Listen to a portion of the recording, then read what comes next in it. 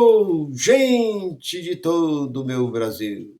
Seja bem-vindo ao canal Verdadeira Graça, do seu irmão Nilson Queiroz. Talvez você não me conhece. Eu sou apenas o ministro da nova aliança, o ministro da graça. Eu fui pastor por espaço de 43 anos, que já disse várias mensagens, mas hoje eu sou ministro. Estou ministrando. Aqui está esse livro que não me deixa mentir. Tudo que eu falo com base nesse livro. Então, aqueles meus irmãos que já estão comigo há muito tempo, sou grato a você que escreveu, você que ainda não escreveu, escreva no meu canal para que possamos crescer. Eu não tenho, como eu já disse, eu não tenho aquele desejo de ser famoso. Eu quero ficar famoso. Não, eu faço isso porque eu sinto dentro de mim o desejo, a vontade de falar desta graça, porque eu fui do sistema e o sistema me fez prisioneiro por 43 anos lá dentro e eu me libertei, porque a coisa mais difícil que tem é libertar, você conseguir se libertar de uma prisão. Israel viveu 430 anos dentro do Egito como escravo. Moisés foi lá e libertou aquele povo. Mas aquele povo se tornou ingrato para com Deus. Agora, eu vivi dentro desse movimento, dentro desse sistema religioso 43 anos. Hoje eu sou grato a Deus por Ele ter me abrido, eu, a minha esposa, e algumas pessoas que eu tenho passado, eu agradeço a Deus. Porque muita gente, um irmão que eu não vou dizer o nome dele, mas ele é lá do Pernambuco, lá de Recife, ele diz que a família dele não aceita. Ele aceitou a graça, ele sabe que eu estou falando é dele. Ele aceitou a graça, mas diz que a família dele não quer. Muitas vezes não é que a família dele não quer, é que Deus não quer. Porque só aceita a graça, os olhos é iluminado. A mente é iluminada quando Deus quer. É Deus quem abre o nosso entendimento. Abre aqui e coloca. Porque Jesus disse aos seus discípulos. Ele disse aos seus discípulos que graças te dou, Pai, porque escondesse essas coisas dos sábios, entendidos, e revelasse aos pequeninos. Sim, Pai, porque isso é do teu agrado. E a mensagem que eu tenho para nós, o título da mensagem é essa: não tentarás o Senhor, teu Deus. Essa é a mensagem que eu tenho para nós.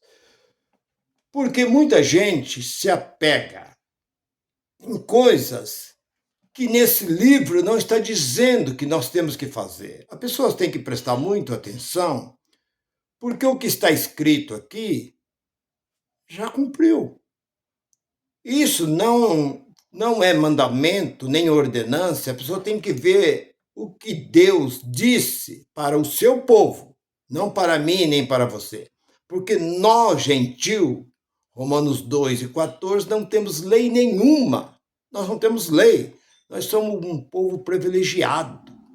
Nós viemos a este mundo sem pecado.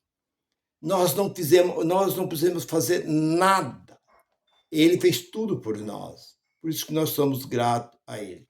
Mas muita gente vê certo texto dentro da Bíblia, vê certas coisas dentro da Bíblia e quer imitar a Bíblia. Porque a fé é algo que, ali, capítulo 11 de Hebreus, versículo 6, que a fé, sem fé, é impossível agradar a Deus. Todos aqueles que se aproximam de Deus têm que ter fé. Agora, a fé é o firme fundamento das coisas que não se vê, mas que se espera. Então, muita gente pensa que tem fé, mas na verdade ela não tem. As pessoas vê certas passagens aqui dentro deste livro, ele tenta fazer, e muitas vezes ele quebra a cara. O apóstolo Paulo, ele ali no capítulo, quando ele estava ali na ilha, parece que no capítulo 26 de Atos, ali quando ele estava sendo, 26, 27, quando ele estava sendo levado para Roma, um navio ali teve um problema ali, naufragou e tal, ele foi para a ilha de Malta. E era muito frio e estava pegando graveto para fazer uma fogueira para se aquecer. E quando ele toca num moe de graveto, uma víbora, uma serpente, aquela víbora tocou e ela era tão venenosa que os nativos daquela ilha temiam, porque quando uma víbora daquela picava uma pessoa, aquela pessoa tinha morte instantânea. E eles olharam para Paulo, Paulo foi até o fogo e jogou aquela serpente lá dentro do fogo. E os nativos da ilha estavam próximo ali do fogo, viram aquilo ali. E eles ficaram olhando para Paulo, de repente eles viram que nada aconteceu com Paulo. Eles começaram a dizer que Paulo era um deus. Que nada aconteceu com eles começaram a dizer que ele era um deus. E, na verdade, se você olhar o texto, Paulo orou e fez ali, muita gente foi curada naquela ilha. Bem, hoje existem muitos pastores, principalmente nos Estados Unidos, no Texas, tem acontecido isso, que é o estado que mais tem cascavel. Eles pegam a cascavel, levam para a igreja e falam para o povo, eu vou mostrar minha fé para vocês. Eu tenho fé de tocar nessa serpente e nada vai acontecer comigo. Ainda que ela vier me picar, me dar uma picada, não vai acontecer nada. Mas a própria Bíblia diz assim: não tentarás o Senhor teu Deus. Então o que acontece? Isso eu vi, não foi que eu vi, não, eu vi. Cara, enfesou bastante a cascavel na frente de um grande público que estava ali em cima da tribuna. Ele pegou, pôs aquela cascavel enrolou e já se preparou para o bote. Ele foi, com cuidado, conseguiu pegar aquela cascavel para o pescoço. No pescoço da cascavel, bem próximo da cabeça. E ele jogou no pescoço dele, dizendo que tinha fé suficiente. Aquela cascavel estava tão enfesada que ela deu uma picada, assim, nossa, no pescoço dele, assim, que chegou sangue, começou a esguichar. O povo correram para acudir, ele jogou aquela cascavel no chão. O povo queria levar ele para o hospital e disse, não, eu não vou para o hospital. Eu vou mostrar a minha fé para vocês. E o que aconteceu? Ele não quis, falou para a esposa, vamos para casa da sua mãe que nós vamos jantar lá. A esposa, vamos no hospital, vamos, você não está bem. Aquele foi sangrando. E quando ele chegou na casa da sogra, ele já não estava enxergando mais. A sua vista já tinha se escurecido. E ali mesmo ele veio a falecer. Segundo o que eu vi, a reportagem que eu vi, até o dia que eu vi, tinha morrido 92 pastores. Já tinha morrido nos Estados Unidos desafiando cobra. Mas isso não fica só nisso, não. Tem um livro sobre a quarta dimensão que fala que chegaram, ia ter um retiro espiritual do outro lado de um rio, o rio estava muito cheio. Isso aconteceu lá na Coreia do Sul. E um grupo, parece que algumas pessoas tentaram, falaram, não, está na Bíblia que Pedro andou sobre as águas, Jesus andou. Bom, mas Jesus era o Senhor. Mas Pedro também andou porque o Senhor mandou, venha Pedro. Pedro pisou sobre ele, saiu do barco e saiu andando. Mas quando Pedro começou a afundar, socorre-me, Senhor. E Jesus segurou Pedro pela mão e acabou de chegar até o barco. Como Pedro andou, Pedro era igual um homem igual a nós, andou, nós vamos também passar esse rio a nado não, passar esse rio andando e entrar dentro do rio. Depois de, parece que uma semana depois, conseguiram encontrar esses corpos, 6 quilômetros da onde eles tinham passado, engarranchado lá, parece que em algum lugar lá dentro do rio. Então isso é tentar Deus. E o próprio Jesus diz, não tentarás o Senhor teu Deus. Então, por isso que o título da mensagem é essa. Então tem um outro, isso aconteceu na África. Ele diz que ele ia entrar dentro da cova do leão. Tinha vários leões. Eu não sei se ele combinou com o guarda ali, o que tomava conta, e tinha uma cova funda, e os leões ficavam lá dentro. E ele tinha ali uma grade de proteção onde as pessoas ficavam olhando e vendo os leões lá embaixo. Ele veio, saltou lá dentro da cova do leão. Quando saltou lá dentro da cova, o leão veio e ele começou a gritar: o Deus de Daniel te repreenda, leão! O Deus de Daniel te repreenda. Os leões vieram sobre ele e estraçalharam. E aquele povo correram tudo para ver. Isso aconteceu na África. Um pastor de grande influência que tinha na África, milagreiro, um homem da tal, morreu. Por quê? Porque isso que aconteceu com Daniel, jogaram Daniel na cova. Porque qualquer um que pegasse adorando, né, foi um decreto feito ali perante aqueles que não gostavam de Daniel, e diz assim: majestade, todo aquele que for achado adorando outro Deus será jogado na cova do leão. E Daniel orava 3 vezes ao dia, como vocês sabem, de manhã, meio-dia e tarde. Mas isso também não é mandamento. Tem muita gente que fica aí orando 3 vezes ao dia. Você pode orar 3 dias, pode orar um mês, pode orar um ano, o dia inteiro, não faz diferença nenhuma. Oração não muda ninguém. Você pensa que a oração é coisa judaica, isso é coisa dos judeus. Nós somos um povo privilegiado. O que você tem que fazer é agradecer a Deus. Agradece a Deus pela vida que você tem, pronto, acabou. Você não tem que ficar clamando, pedindo, porque Deus, ele não carece de oração de ninguém. Ele não precisa. Está lá, Atos 17:25. Deus não é carente de nada. Se você orar, você ora. Se você orar o dia inteiro, o mês inteiro, o ano inteiro, e eu ou qualquer um outro não orar, que diferença? O que você é mais do que aquela pessoa que você orou o ano inteiro, o outro não orou? O que você é mais? Isso é a mesma coisa. O ladrão, o que o ladrão fez? O ladrão não fez nada. O ladrão não foi batizado, o ladrão nunca participou, não há relato dentro desse livro que o ladrão que estava na direita, na cruz, fez alguma coisa. Mas reconheceu Jesus como Senhor. Pronto. Mas por quê? Porque ele já estava determinado. Ele era um dos salvos. É isso que as pessoas têm que entender. Quando as pessoas é um salvo, ele não precisa fazer nada, porque Deus já fez tudo por ele. Nós não precisamos fazer nada.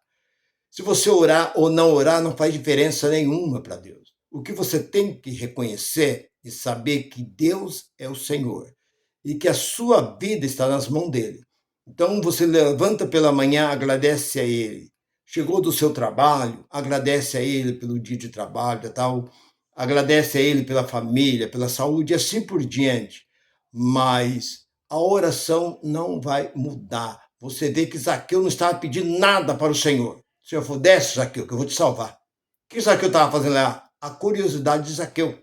Zaqueu queria ver Jesus. Então é isso que nós temos que entender, que nós, como Jesus disse, eu sempre gosto de frisar, capítulo 26 e 41 de Mateus, o Espírito está pronto. O Espírito, ele veio de Deus, ele vai voltar para Deus. Não importa onde você está, o que você está fazendo. Quem era Saulo? Saulo era um perseguidor, mas ele já tinha um chamado e ele não sabia, porque lá em Gálatas capítulo 1, versículo 15, eu fui escolhido no ventre da minha mãe. Ele não tinha nem nascido, Deus já tinha escolhido ele. Então é isso que você tem que entender. Mas voltando para o que eu estava dizendo, teve um outro aqui no Brasil que diz que ele ia ressuscitar, desafiando. Não, vocês me enterram. Eu creio em Deus. Eu creio no poder da ressurreição. Vocês me enterram. Daqui 3 dias, vocês vai lá e me tira de lá daquela catatumba lá, daquele túmulo lá. Tudo bem. Pegaram ele vivo, puseram dentro de um caixão, trancaram, travaram o caixão, por lá, enterraram ele. Daqui 3 dias, vocês vêm aqui, vocês vão ver, eu vou morrer. Vocês vão me colocar aqui dentro, eu vou morrer sufocado. Mas daqui 3 dias eu vou estar vivo dentro desse caixão. Aí Foi um pedido deles, fizeram. Aí 3 dias, a igreja foi lá. Ele era muito famoso, disse que tal. Foi lá, chegou lá, abriu o caixão. Ele estava, revirou tudo, se unhou tudo e tal, né? Estava morto lá dentro. E aí? Teve um outro que disse que ia ficar 40 dias sem comer e sem beber. Um pastor que tinha uma grande igreja desafiou a Deus. Se o Filho de Deus ficou, eu também vou ficar. Não diz que nós temos que imitar? Eu vou ficar. E ele ficou. Parece que no terceiro ou no quarto dia já precisou ficar deitado, que já não aguentava mais ficar em pé. Com 20 dias, ele já estava aparecendo os ossos dele já. A família, quando viu ele daquela forma, levou no hospital. Chegou no hospital, já tinha paralisado o rim, já tinha paralisado tudo. Chegou lá, pronto, acabou. Por quê? Porque, meus irmãos, nós olhamos lá em 2 Tessalonicenses, capítulo 3, versículo 2, que a fé não é de todos. É fácil você dizer eu tenho fé. Falar é uma coisa e ter fé é outra coisa. Fé é um dom.